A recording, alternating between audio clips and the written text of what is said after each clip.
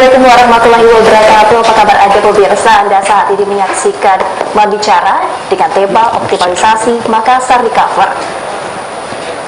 Nah pemirsa, pemerintah Kota Makassar melalui program Makassar Recover ini terus berupaya melakukan penanganan secara cepat dan terukur berkenaan dengan penanganan dan pelayanan COVID-19.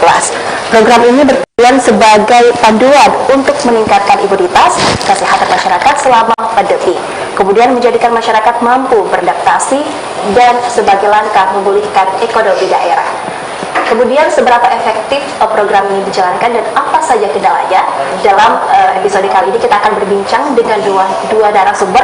Yang pertama ada Ibu Aryati Puspitasari, Wakil Ketua Bidang Data Program Makassar Recover. Apa kabar Ibu? Assalamualaikum warahmatullahi wabarakatuh.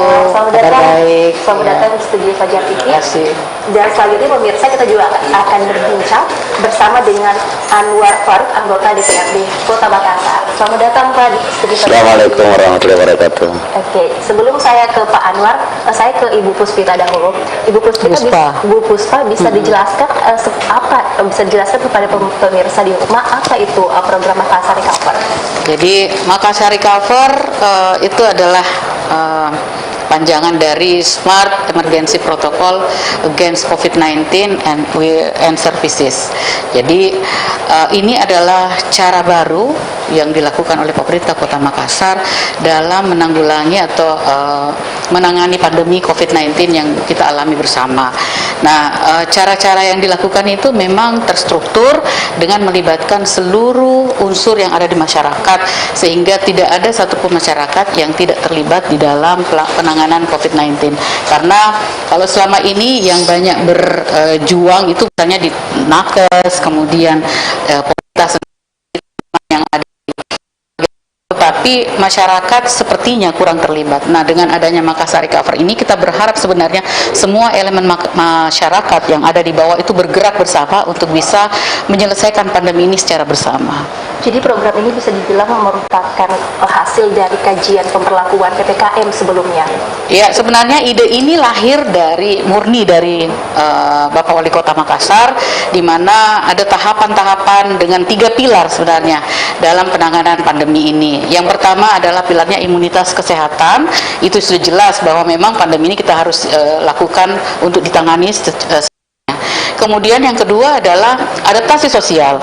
Namanya kita mengalami pandemi, otomatis kita punya cara baru atau biasa kita sebut dengan new normal, bagaimana kita bekerja tetap beraktivitas tetapi dengan model-model yang baru. Nah, itu yang kita biasa katakan adaptasi sosial.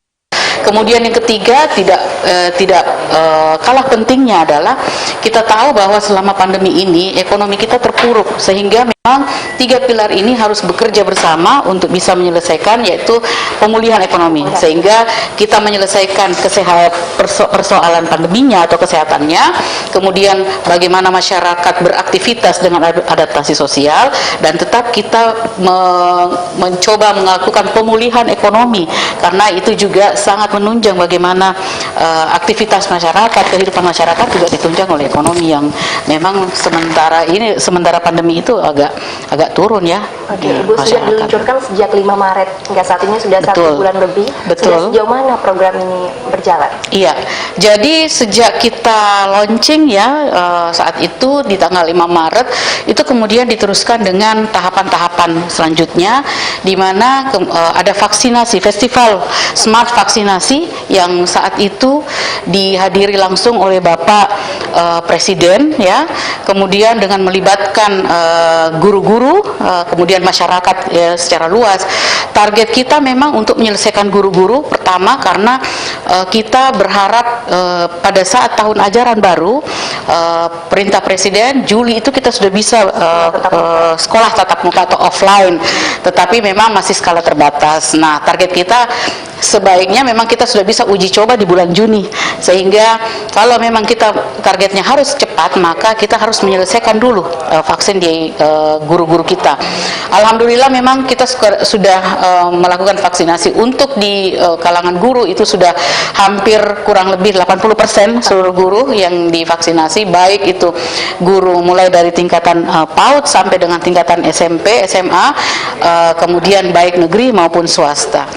Selain vaksinasi massal juga hal-hal yang dilakukan adalah untuk memasyarakatkan Makassar Recover, maka kita punya master yang ada di kecamatan, ya, master-master kecamatan itu yang kemudian turun membuka jaringan dan melakukan edukasi, karena kita punya kurang lebih 15.000 relawan, baik itu berasal dari masyarakat atau detektor, kemudian ada dari nakes, baik itu dari IBI maupun perawat, ya, itu semua terlibat nanti untuk turun ke masyarakat dalam melakukan testing ataupun screening ke masyarakat kita agar kita bisa mendeteksi secara menyeluruh. Karena kalau selama ini yang dilakukan, nanti setelah ada masyarakat yang positif baru kita tracing ke keluarga ataupun lingkungan sekitar. Nah, kita lebih awal untuk melakukan deteksi dini dengan program-program yang akan diluncurkan oleh Makassar Recover, sehingga memang relawan-relawan kita yang di melalui detektor ataupun melalui master-master yang ada di kecamatan itu yang turun langsung mengedukasi masyarakat agar program ini bisa lebih membumi dan masyarakat bisa terlibat langsung di dalam kegiatan ataupun program-program ini. Oke, baik. Selanjutnya saya akan ke Pak Anwar. Pak Anwar, sejauh ini bagaimana Anda melihat program Makassar Recover ini? Ya, baik. Bagi kami di DPRD, kami menyambut sangat baik dengan adanya program Makassar Recover ini. Kenapa? Karena ini akan memperbaiki kehidupan masyarakat dan juga tingkat sebaran COVID akan lebih landai, lebih bagus lagi. Iya, jadi Makassar Recover ini merupakan sebuah program yang besar dan terobosan dari pemerintah kota. Kemudian bagaimana dukungan dari anggota dewan sendiri di dalam mendukung kesuksesan program ini, khususnya dari segi budgeting? Ya, kemarin kebetulan kami baru saja rapat Banggar, ya, dan ketua dari Makassar Recovery juga sebagai ketua tim TAPD juga hadir bersama kita, dan memang ada pembicaraan yang agak alot mengenai budgeting untuk masalah Makassar Recovery ini terkait dengan penyediaan 10.000 orang tenaga relawan, kemudian 5.000 orang tenaga kesehatan, kemudian juga terkait juga dengan 153 unit kontainer yang rencananya akan diberikan kepada setiap kelurahan di Turun Komersil. Berbagai pemikiran dari kami anggota dewan sebagai alternatif selain mengeluarkan biaya untuk kontainer misalnya sebanyak 153 unit kontainer dengan harga kontainer masing-masing 100 juta yang secara total untuk pemulihan Makassar Recovery ini membutuhkan dana sebesar 380 miliar, ya. Kemudian kita juga sudah melihat breakdown-nya kemarin, dan kami melihat, ya, beberapa alternatif lain yang bisa dilakukan. Misalnya kemarin kami mengusulkan untuk kontainer, ya, karena ini memang baru 2 unit sebagai unit coba yang sudah datang ke Makassar dan dipasang di 2 tempat, ya. Nah, apakah tidak bisa kita mereduce harga kontainer itu dengan menyewa satu rumah, gitu? Karena kemarin kalau kita bilang pakai puskesmas, tidak semua puskesmas ada di setiap kelurahan, gitu. Nah, bagaimana kalau kita menyewa satu rumah, gitu? Nah, biayanya pasti akan lebih murah. Nah, ini yang merupakan masukan-masukan kami kepada pemerintah Kota Makassar untuk bisa dilihat dan ditindaklanjuti. Demikian juga dengan tenaga relawan, ya. 10.000 tenaga relawan ini harus diperhatikan baik-baik, ya. Jangan sampai ini yang menjadi carrier, ya. Nah, terhadap masyarakat dari rumah ke rumah, karena ini kan tentunya door to door ya, door to door, mencek masyarakat itu terhadap mengambil sampel ya, karena tidak semuanya diambil sampel dengan ginos ya. Nah, ini kita harus melihat tingkat secure-nya, tingkat keamanan dari tenaga kesehatan itu sendiri, relawan itu sendiri, maupun kepada masyarakat yang dikunjungi ya.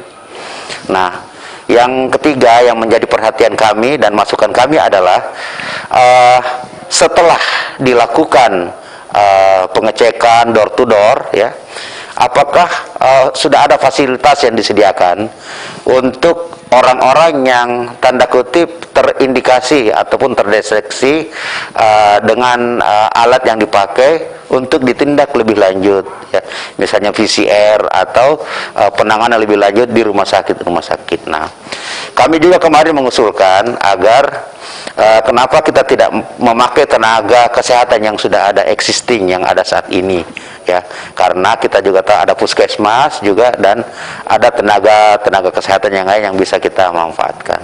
Nah, begitu.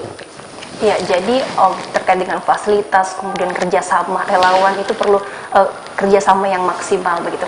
Selanjutnya setelah jeda, pemirsa, kita akan berbincang lagi terkait dengan kendala apa saja yang dihadapi oleh tim dari Makassar Recover, tapi setelah jeda berikut ini.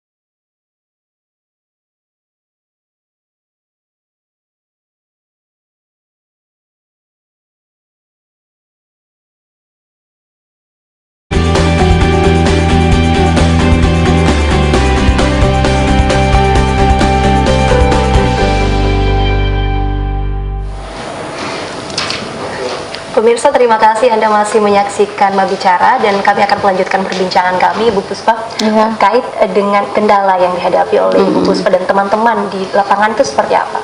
Ya, kalau kendala di lapangan, kebanyakan sih bagaimana mengedukasi masyarakat ya, karena tidak semua masyarakat itu belum bisa menerima apa yang ingin dilakukan, tetapi sebenarnya intensitas dari teman-teman yang ada di lapangan, baik itu dipimpin oleh master, kemudian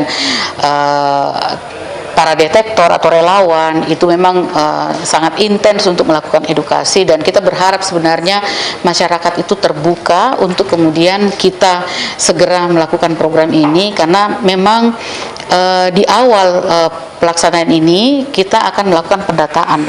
Jadi kita pendataan dengan menggunakan aplikasi. Jadi kita sudah pakai aplikasi sehingga database masyarakat itu sudah bisa digunakan untuk protokol yang lain. Sehingga kalau misalnya sudah ada hasil, kemudian sudah dites ya, kemudian ada hasil, kemudian data itu otomatis langsung tersambung ke war room ataupun command center yang ada di lantai 10 Balai Kota. Itu kemudian yang akan diolah dan bisa menjadi barcode untuk entry protokol masuk ke berbagai fasilitas layanan publik. Itu yang kita berharap, sehingga kita bisa mendeteksi lebih awal orang-orang yang memang terindikasi ataupun ketahuan bahwa memang dia orang-orang yang terkontaminasi, terjangkit virus, ataukah dia memang clear. Nah, dari barcode ataupun aplikasi yang akan kita berlakukan itu yang akan sangat banyak membantu kita untuk bisa mendeteksi masyarakat, dan aktivitas masyarakat itu bisa kita kontrol dengan baik. Bisa dijelaskan aplikasinya namanya apa ya? Iya, aplikasi aplikasi Makassar Recover. Iya, jadi di dalam aplikasi itu memang tersedia data. Jadi nanti ini tim detektor kita, relawan kita akan turun ke masyarakat untuk mencatat data masyarakat berbasis NIK. Jadi memang semua, kita berharap seluruh masyarakat Kota Makassar, mulai dari anak-anak sampai yang lansia, kita tetap akan mendata untuk kemudian apakah dia pernah misalnya terkontaminasi atau sudah penyintas, kemudian ataukah dia komorbid ya, ataukah memang dia belum pernah atau bukan alumni. Nah, itu semua akan menjadi database kita untuk kemudian nanti, karena kita rencananya sudah disebut tadi sama Pak Anwar, kita akan menggunakan screening dengan alat Ginos ya. Screening awal itu menggunakan alat Ginos yang menjadi deteksi awal adanya COVID ataupun transmisi virus yang ada di masyarakat. Nah, dengan demikian kita berharap sebenarnya kalau deteksi awal ini sudah ada, maka bagi masyarakat yang dideteksi positif, maka itu akan ditindaklanjuti dengan PCR, sehingga memang kita tidak bisa tidak melakukan PCR sebagai testing untuk bisa memastikan bahwa yang bersangkutan memang terjangkit atau terkontaminasi virus COVID-19. Gitu. Jadi bisa dibilang selama 1 bulan terakhir ini yang perlu untuk dioptimalkan lagi adalah komunikasi, sosialisasi, termasuk pendataan. Iya, termasuk pendataan nanti dengan masyarakat. Harus akurat. Ya? Harus. Jadi tidak ada, karena kita berbasis NIK dan kita tahu bahwa NIK ya tidak ada yang sama NIK-nya di setiap masyarakat. Jadi kalau berbasis NIK, maka kita berharap ini menjadi big data yang akan digunakan oleh seluruh sektor, termasuk dengan entry protokol ini nanti dalam pengawasan aktivitas masyarakat, sehingga kita bisa menjaga seluruh masyarakat kita agar bisa pulih, sehat dan selamat, seperti tagline kami di Makassar Recover, pulih, sehat, selamat. Kalau saya ke Pak Anwar sendiri melihat kendala yang dihadapi oleh tim Makassar Recover ini seperti apa? Ya, pertimbangan kita adalah pertama, untuk tim-tim relawan yang diterjunkan ke masyarakat, nah ini harus ekstra hati-hati ya.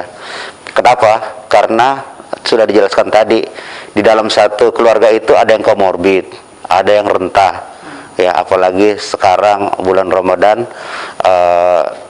masyarakat melaksanakan puasa itu, tentunya mungkin daya tahan tubuhnya ya itu akan berkurang. Nah, pada saat dikunjungi ya tidak diminta-minta tiba-tiba terjangkit. Justru terjangkitnya pada saat dia didatangi atau dideteksi. Seperti itu. Nah, ini. Yang kedua, saya mendapatkan informasi juga bahwa Ginos ini kan tingkat akurasinya 50%. Nah, ini juga yang harus diperhatikan. Nah, memang untuk deteksi awal Ginos ini bisa dipakai, tapi untuk selanjutnya adalah PCR yang dipergunakan. Nah, kemudian yang sisi lainnya adalah sebaik-baiknya edukasi dilakukan kepada masyarakat. Jangan sampai justru dengan adanya relawan dan tim kesehatan yang turun ke masyarakat ini dengan metode door to door, ini yang lebih menimbulkan keresahan di masyarakat. Nah, makanya tadi benar kata Ibu bahwa edukasi kemudian sosialisasi terhadap program itu memang harus dijalankan, berjalan dengan itu. Seperti itu. Oke, jadi sekarang kan juga sudah memasuki bulan Ramadan dan taruh juga diperbolehkan. Dari pihak tim Makassar Recover sendiri bagaimana untuk mempersiapkan kondisinya? Jangan sampai langkah apa kemudian yang akan dilakukan ketika masih saja ada masyarakat yang tidak disiplin, tanda kutip. Ya, seperti memang yang disampaikan oleh Bapak Wali Kota ya, kebijakannya adalah tarwih itu dibolehkan, tetapi selayaknya atau sebaiknya digunakan dua tempat ya. Jadi dalam masjid itu kita memberikan fasilitas buat penyintas, kemudian orang-orang yang sudah vaksin ya, itu sehingga kita anggap itu aman. Nah, untuk yang area yang lain itu buat masyarakat yang belum vaksin dan memang yang kita belum tes ya, sehingga kita bisa menjaga sebenarnya, karena kalau kita memberikan kebijakan yang longgar juga agak sulit, karena sekarang ini sebenarnya kan kita sudah diminta setiap event yang dilakukan itu maksimal yang ada 50% dari kapasitas. Jadi misalnya masjid itu kapasitasnya misalnya 200 ya, maksimal kapasitas masjid itu ya paling banyak 100 orang. Nah, kalau itu kita patuhi dan saya kira kita menggunakan masker dan patuh dengan kapasitas jumlah ruangan yang memang diizinkan, maka kita berpikir bahwa itu menjadi salah satu cara kita untuk mengantisipasi agar tidak ada kontaminasi yang lebih luas lagi. Karena sebagai catatan sebenarnya RT atau rate of transmisi dari Kota Makassar ini alhamdulillah akhir-akhir ini sudah melandai. Kita sudah di angka 0,6, saya kurang tahu yang update terakhir ya, tetapi kita sudah jauh di bawah angka 1, sehingga kita ini juga insya Allah mudah-mudahan kalau masyarakatnya tetap patuh, disiplin dan selalu disiplin dengan protokol kesehatan, menjaga jarak, mencuci tangan, menggunakan masker, kemudian menghindari kerumunan, itu perlu juga. Saya kira kita bisa menurunkan lebih jauh lagi angka RT kita di masa depan. Saya ke ekonomi. Ya. Bagaimana kemudian penerapan protokol kesehatan di masyarakat ini bisa berdampak terhadap pemulihan ekonomi yang dilakukan oleh teman-teman dari tim Makassar Recover? Iya, jadi khusus untuk pilar ketiga yaitu pemulihan ekonomi, memang yang database yang tadi itu juga akan digunakan dalam mengakses misalnya masyarakat untuk beraktivitas di tempat-tempat terbuka ataupun di fasilitas yang memang disiapkan, misalnya kafe, rumah makan. Nah, itu yang tadi saya sampaikan entry protokol. Nah, pemulihan ekonomi juga itu bukan hanya melulu itu. Pada saat pelaku-pelaku ekonomi beraktivitas, maka kita sudah siapkan sebenarnya di masing-masing kecamatan itu ada ruang pengawasan atau pemantauan melalui CCTV atau Zoom monitoring yang dilakukan, dan kemudian itu yang akan menjaga aktivitas dari masyarakat pada saat misalnya mereka berkegiatan ekonomi. Kalau mereka patuh maka tidak ada teguran, tetapi kalau mereka melanggar dari protokol kesehatan, kemudian masyarakat itu banyak yang tidak menggunakan masker, pasti tim pengawasan yang ada di kecamatan akan turun memberikan teguran ya. Kalau misalnya, kalau saya tidak salah ya, kita sudah buat dalam bagan-bagan yang sangat terstruktur. Kalau sudah beberapa kali dia dapat teguran, maka bisa saja izin usahanya akan dicabut. Nah, kita sudah menerapkan memang ada namanya indeks kepatuhan terhadap protokol kesehatan, IKPK ya. Jadi bagi pelaku ekonomi misalnya yang indeks kepatuhan protokol kesehatannya tinggi, tidak menutup kemungkinan akan mendapat insentif dari pemerintah kota. Tetapi selain mendapatkan reward, kita juga akan menerapkan punishment. Kalau IKPK dari pelaku ekonomi itu rendah, ya tadi kebalikannya, kalau dia patuh dia dapat insentif, kalau dia tidak patuh maka bisa saja ditutup usahanya, karena itu juga sangat rawan terhadap penyebaran virus. Jadi tentu hukuman tetap harus. Iya, jadi kita harus seimbangkan antara reward dan punishment. Kalau memang dia patuh, maka kita akan memberikan insentif. Saya ke Pak Anwar terlebih dahulu sebelum jeda. Pak Anwar, sejauh ini bagaimana Anda lihat penanganan COVID-19 sendiri di Kota Makassar, pandangan Anda? Saya melihat bahwa penanganan COVID sekarang ini semakin bagus, ya. Pertama, dari rumah sakit yang melayani, dan juga kedua adalah tingkat kesadaran dari masyarakat. Nah, masyarakat sekarang juga sudah terbiasa mencuci tangan, kemudian juga terbiasa juga memakai masker.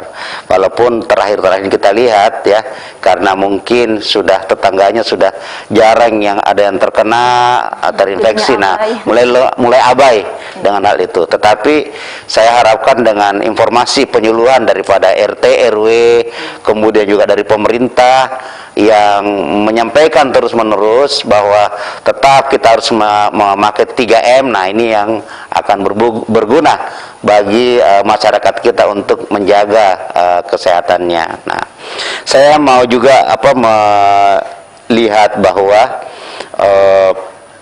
masyarakat kita saat ini juga sudah mulai selain memperhatikan kesehatan juga sudah mengerti. Saya lihat semalam masjid-masjid juga tidak begitu membludak seperti kemarin, ya, 2 tahun atau 3 tahun yang lalu.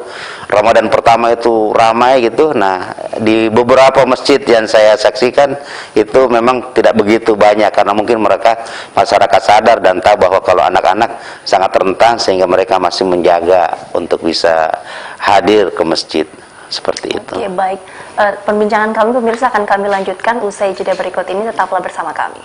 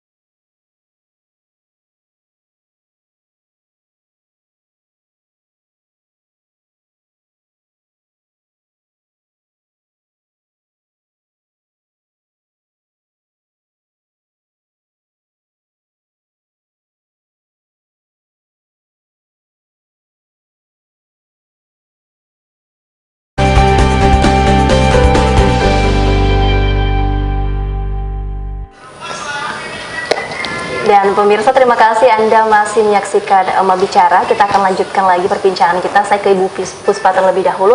Ibu, terkait dengan proses vaksinasi pada tenaga pendidik di Kota Makassar. Ini kan sudah ada wacananya akan dilakukan sekolah tatap muka pada bulan Juni nanti. Insya Allah. Ya, seperti apa proses vaksinasi saat ini? Ini setiap hari, bahkan kalau saya tidak salah ini tetap berjalan, dan itu terpusat di Tribun Karebosi, dan kita sudah targetnya itu sudah hampir 90% mungkin ya tercapai, tenaga-tenaga pendidik kita yang sudah divaksin.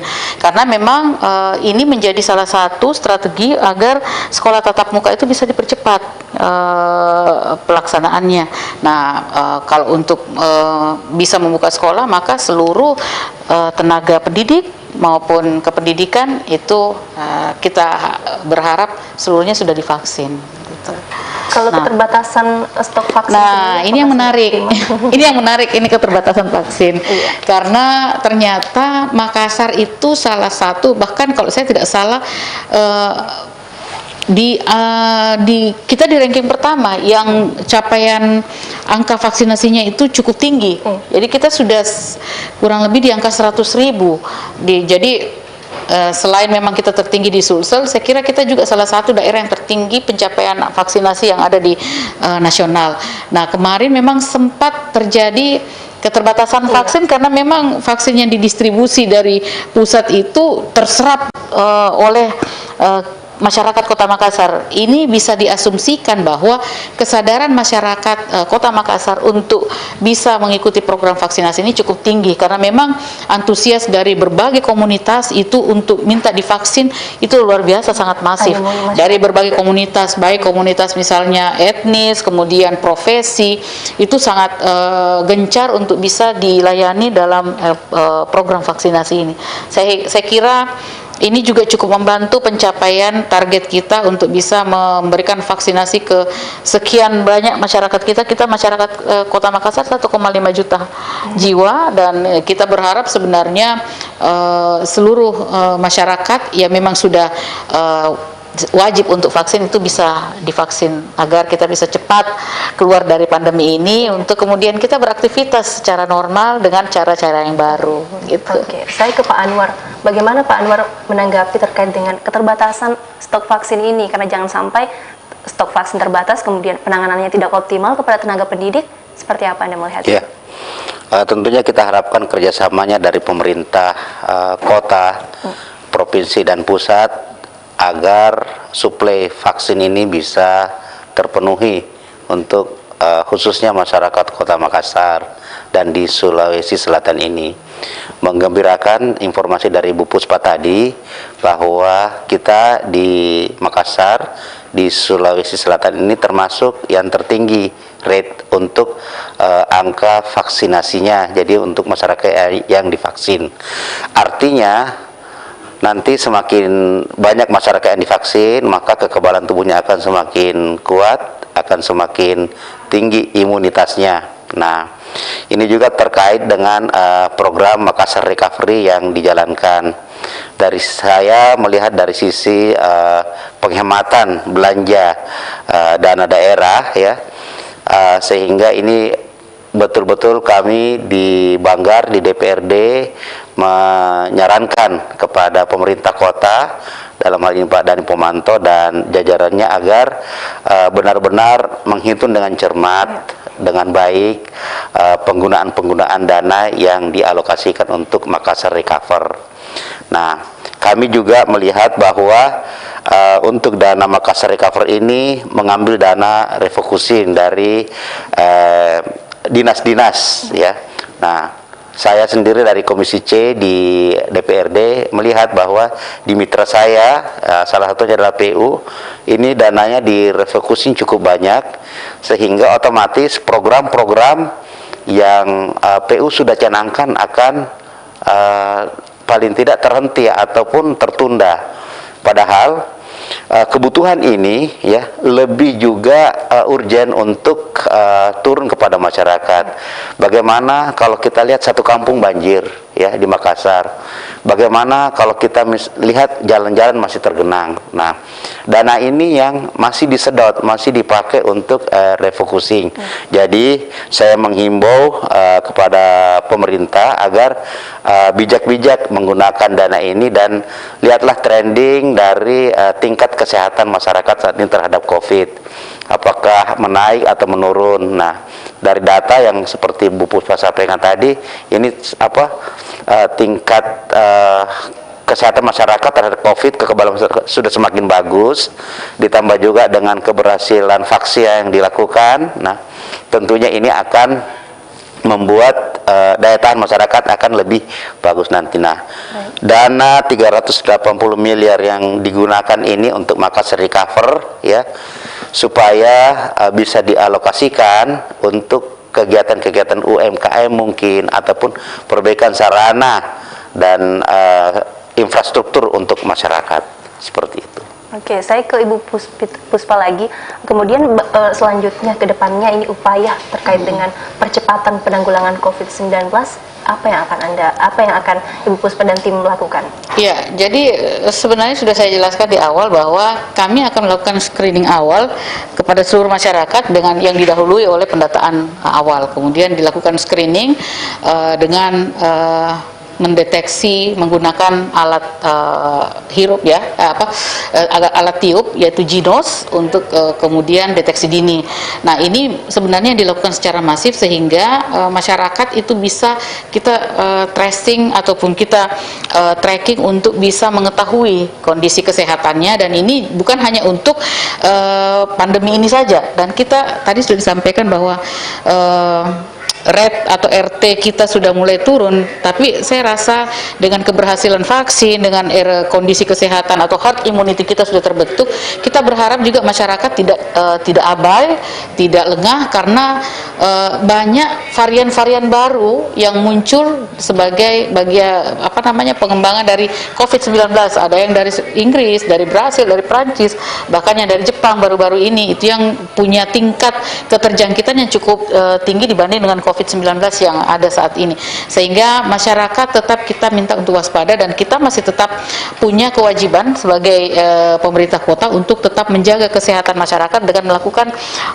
screening awal secara masif. Jadi itu yang sebenarnya menjadi fokus kita ke depan, sehingga protokol kesehatan masyarakat tetap terjaga, dan ini akan berdampak terhadap pemulihan ekonomi, adaptasi sosial seperti yang sudah saya sampaikan, termasuk dengan entry protokol. Jadi di tempat-tempat beraktivitas seluruh masyarakat itu tetap ada entry protokolnya, sehingga menjaga masyarakat yang berada di dalam satu ruang publik yang akan diakses oleh masyarakat. Untuk target dari program ini sendiri akan dilakukan berapa lama? Kita rencananya sekitar kurang lebih 9 bulan ke depan. Iya, memang. Karena kita berharap sebenarnya di akhir tahun ini kita sudah bisa keluar dari pandemi, kalau memang ini dijalankan dengan disiplin dan seluruh masyarakat itu terlibat langsung di dalam kegiatan ataupun program Makassar Recover ini. Oke, terakhir saya ke Pak Anwar. Pak Anwar, apa saran Anda terhadap pemerintah kota terkait dengan penanganan COVID-19 ini? Ya, seperti yang saya katakan tadi, dengan penggunaan dana 350 miliar untuk Makassar Recover ini, supaya pemerintah melihat dengan baik dan tetap tepat sasaran untuk mengatasi COVID ini. Karena dana 380 miliar ini bukan dana yang sedikit, ya, yang bisa dialokasikan untuk pembangunan infrastruktur, kebutuhan-kebutuhan masyarakat yang lainnya. Nah, dana refocusing yang diambil dari dinas-dinas, ya, kalau misalnya ini memang bisa dihemat, nah, dengan tidak mengurangi produktivitas maupun tingkat layanan kepada masyarakat, kalau bisa di-reduce penggunaannya, seperti mungkin melihat alternatif lain dari adanya kontainer, 100 kontainer, yang 153 kontainer, 1 kontainer per kelurahan, dengan menggantikannya dengan rumah sewa, ya, kepada masyarakat. Karena nanti juga maintenance dari kontainer ini bagaimana ke depannya, gitu. Nah, kalau disewa untuk 1 tahun ya mungkin lebih bernilai ekonomis lah. Ada dana yang bisa dihemat untuk bisa diberikan kepada masyarakat dalam bentuk lain seperti itu. Baik, semoga program Makassar Recover ini bisa terlaksana dengan baik, pemulihan kesehatan dan juga ekonomi bisa berjalan dengan baik. Terima kasih banyak Ibu Puspa atas kehadirannya. Sama-sama. Terima kasih banyak Pak Anwar atas Baik. waktunya. Dan juga terima kasih pemirsa sudah menyaksikan program Membicara. Kami akan kembali dengan episode menarik lainnya. Terima kasih, sampai jumpa.